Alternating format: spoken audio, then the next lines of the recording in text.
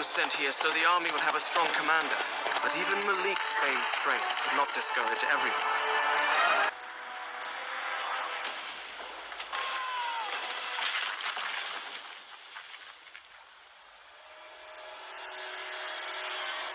ملک فارس کا طاقتور ترین شخص، ہر میدان کو فتح کرنے والا ایرانی لیجنڈ ہیرو، جس نے 7 منزلوں کو پار کیا تھا اور طلسم کی دنیا میں جا پہنچا تھا، کیا اس پرنس آف پرشیا کو حضرت عمر کے دور میں شکست دی یا پھر یہ کردار ایک محض افسانہ ہے؟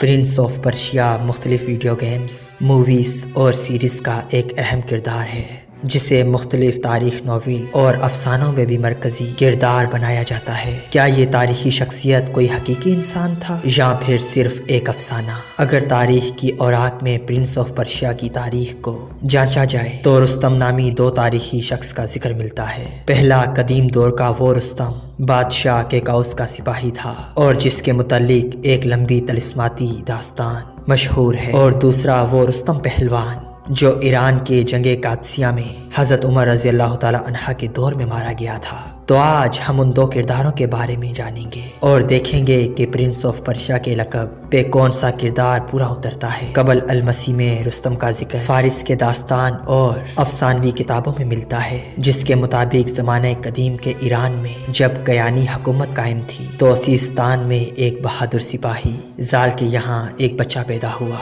جس کا نام رستم رکھا گیا۔ تبری کے مطابق یہ وہی دور تھا جب حضرت موسیٰ علیہ السلام بنی اسرائیل کو لے کر مصر سے ہجرت کر چکے تھے اور صحرائی سینا میں مقیم تھے۔ بالکل اسی زمانے میں ایران میں کیانی حکومت بڑے آب و تاب کے ساتھ چمک رہی تھی۔ یہ زرتشت سے بھی پہلے کا زمانہ تھا۔ ایران کے تخت پر کیکاؤس نامی بادشاہ تخت نشین تھا۔ رستم اور اس کا باپ زال دونوں ہی اس حکومت کے دلیر سپہ سالار تھے، لہٰذا جب توران کے بادشاہ افراسیان نے ایران پر حملہ کیا تو کیکانی بادشاہ کیکاؤس نے رستم کو مدد کے لیے دارالحکومت بلایا۔ رستم داستان کے نام سے مشہور ہوا، جو نہایت ہی جری، بہادر، نڈر اور شجاعت کا پیکر تھا۔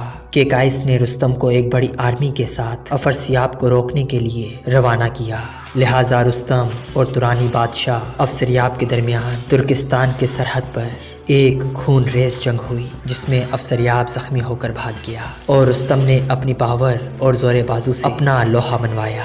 کہتے ہیں کہ اسی جنگ میں افسریاب میں خود رستم کا بیٹا سوراب میدان جنگ میں موجود تھا، جبکہ سوراب کی ماں نے رستم کو یہ نہ بتایا تھا کہ وہ اس کا ہی بیٹا ہے۔ دونوں ہی جنگجو پہلوان تھے۔ میدان جنگ میں جب دونوں آمنے سامنے آئے اور جب دونوں کا ٹکراؤ ہوا تو رستم سوراب کے سینے میں خنجر کھوپتا ہے اور اس کے بعد اسے پتہ چلتا ہے کہ سوراب اس کا ہی بیٹا ہے۔ یہ دردناک رزمیہ داستان رستم اور سوراب کے نام سے برے صغیر اور ایشیا میں خوب مشہور ہوئی۔ بہرحال فتح کے بعد رستم داستان پورے ایران اور توران میں مشہور ہو گیا۔ کیکاؤس نے رستم کی بہادری سے خوش ہو کر اسے کیکاؤس کے ساتھ زیرستان کی حکومت دے دی اور اسے چاندی کا تاج عطا کیا، جسے پہننے کی اسے اجازت بھی مل گئی۔ رستم کی داستان میں دلچسپ موڑ تب آیا جب کیکاؤس ایک طویل سفر پر نکلا۔ دراصل واقعہ کچھ یوں تھا کہ کیکاؤس نے ایران کی ایک قدیم دیو کہانی سنی تھی۔ کہانی یہ تھی کہ مازندران دیو اور پریوں کا ایک شہر تھا۔ یہ البرز کی پہاڑیوں کے علاقوں میں کہیں موجود ایک طلسماتی شہر تھا۔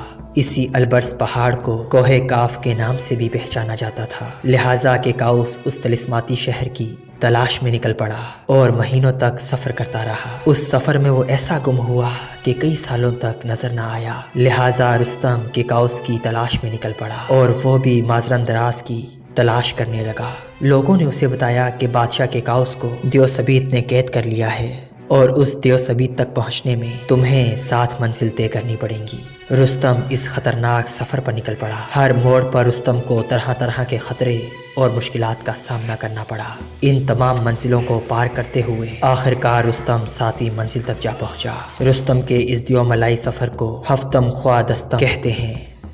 ان میں سے ہر منزل کی تفصیل ایرانی ادب کی داستان اور افسانوں میں موجود ہے، جسے فردوسی نے شاہ نامہ میں بھی درج کیا ہے۔ بہرحال 7ویں منزل میں پہنچ کر رستم کا مقابلہ دیو سپرے سے ہوا۔ رستم بڑی بہادری سے اس دیو سے لڑتا رہا اور اسے ہلاک کر دیا، پھر کیکاؤس کو رہا کروا کر اسے ایران واپس لے آیا۔ کہتے ہیں کہ رستم نے 600 سال کی طویل عمر پائی تھی۔ اسی زمانے میں زرتشت کا ظہور ہوا اور ایرانی حکومت نے زرتشتی دین کو قبول کر لیا۔ بادشاہ اگستاسپ کے زمانے میں جب رستم کی عمر 610 سال ہوئی تو اس عمر میں بھی وہ ایک قوی اور بہادر سپہ سالار تھا، لیکن رستم کے بھائی ساغر نے اسے دھوکے سے ایک کنویں میں گرا دیا جس میں سیدھی گاڑی کی تلواریں بھی اور نیزے بھی بچھے تھے۔ ان کے زخموں سے رستم بچ نہ سکا اور ایران کی تاریخ کا یہ عظیم سپہ سالار صفحہ ہستی سے مٹ گیا، اور اس طرح قدیم ایران کے دیو ملائی دور کا خاتمہ ہوتا ہے۔ اس دور میں اگرچہ افسانے اور طلسماتی کہانیاں بھری پڑی ہیں، لیکن اہل ایران کے نزدیک ان کے لیے یہ دور کبھی فخر کا باعث تھا۔ قبل المسیح کے اس رستم داستان کو ایرانی افسانوں میں ایک ماورائی طاقتوں کا مالک اور بحیثیت سپر ہیرو پیش کیا جاتا ہے۔ اگر حضرت عمر کے دور والے رستم نامی شخص کا ذکر کریں تو تاریخ یہ بتاتی ہے تو اس دور کے ایک شخص کا نام رستم فرخزاد تھا، جس کی پیدائش ساسانی دور میں ایران کے بلخ میں ہوئی تھی۔ رستم فرخزاد کا شمار اس دور کے عظیم پہلوانوں اور بہادروں میں ہوا کرتا تھا۔ طاقت و قوت میں پورے فارس میں اس کا کوئی ثانی نہ تھا۔ ساسانی بادشاہ خسرو پرویز کے دور میں خراساں کے علاقے پر رستم کی حکومت تھی۔ خسرو پرویز وہی بادشاہ تھا جس کے زمانے میں مکہ میں ایک چمکدار سورج طلوع ہوا اور اللہ کے رسول حضرت محمد صلی اللہ علیہ وآلہ وسلم نے دعوت اسلام کی تبلیغ کا آغاز کیا۔ کچھ سالوں تک ایران کی سرزمین پر کئی بادشاہ تخت نشین ہوئے، لیکن ایک کے بعد ایک کا قتل ہوتا گیا۔ آخرکار 632 عیسوی رستم نے تمام بادشاہوں کو جمع کر کے پھر سے ایران کو ایک پرچم تلے جمع کیا اور خسرو پرویز کے پوتے یزدرگ کو ایران کے تخت پر بٹھایا۔ یہ وہ دور تھا جب اسلامی ریاست کے خلیفہ حضرت عمر بن خطاب رضی اللہ تعالی عنہ تھے۔ رستم جانتا تھا کہ اگر مسلمانوں کو نہ روکا گیا تو فارس کی 1000 سالہ سلطنت کا جڑ سے خاتمہ ہو جائے گا، لہٰذا اس نے اسلامی ریاستوں پر حملہ کرنا شروع کر دیا۔ اس پر حضرت عمر رضی اللہ تعالی عنہ نے سن 16 ہجری 636 عیسوی کو حضرت سعد بن ابی وقاص کو ایک لشکر سمیت ایران کی طرف روانہ کیا۔ ایران کے قادسیہ نامی مقام پر دونوں فوجیں آمنے سامنے آ گئیں۔ ایک طرف اسلامی لشکر اور دوسری طرف ساسانی فوج تھی جس کا کمانڈر رستم فرخزاد تھا۔ اس جنگ میں رستم 60,000 سپاہیوں کو لے کر میدان میں آیا تھا، جبکہ اسلامی لشکر تعداد میں آدھے تھے۔ اس کے باوجود اس شخص پر جو کہ ہر میدان کا فاتح تھا خوف طاری تھا اور وہ جنگ کرنے سے کترا رہا تھا۔ جلد ہی جنگ کا آغاز ہوا اور 3 دن مسلسل خون ریز جنگ ہوئی، جس میں مسلمان مجاہدین ایرانیوں کے صفوں کے صفے الٹتے چلے گئے۔